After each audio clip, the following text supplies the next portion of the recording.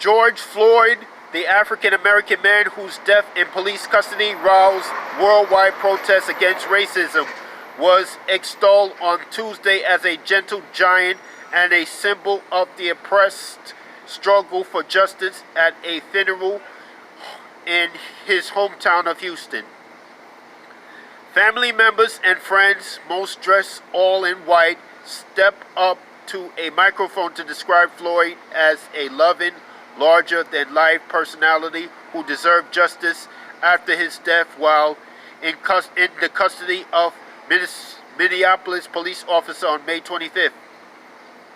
A 46-year-old African-American man who grew up in Houston, Floyd died after a white police officer pinned him with a knee to the neck for 8 minutes 46 seconds. The policeman, Derek Chauvin, 44, has been charged with second-degree murder and 3 others with aiding and abetting. He should have been charged with first-degree murder, and all others should have been charged with second-degree murder.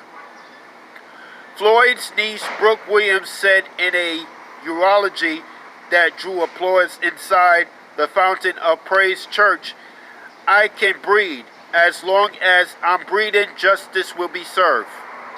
Advised to guard against the coronavirus pandemic by wearing masks over their mouths and noses, some mourners and onlookers wore ones that also said, "I can't breathe." This was not just a tragedy, it was a crime. Of course it was.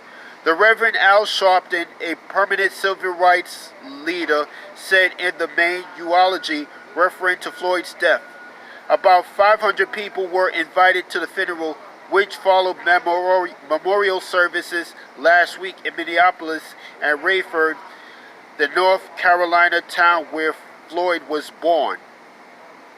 "This is a homegoing celebration," Reverend Mia Wright, co-pastor at the church, told mourners.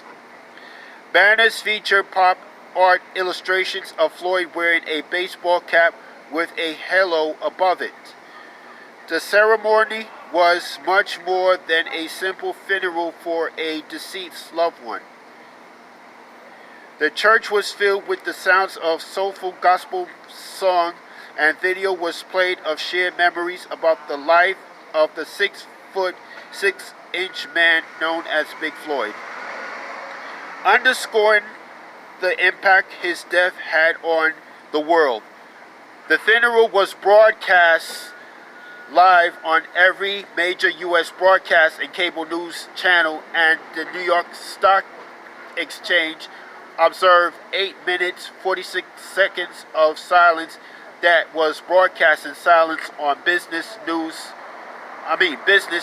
channel CNBC. "I would like to thank the whole world for what it has done for my family today, especially George," Floyd's aunt Kathleen McGee said at the funeral. "I have gained such a huge family all over the world." Sobbing in grief, Floyd's brother Philonis said, "George was my personal Superman." American flags lined the streets outside the church. Flowers and bouquets were placed around a photograph of Floyd. Former Vice President Joe Biden, the presumptive Democratic presidential candidate in the November 3rd election, spoke via a video recording.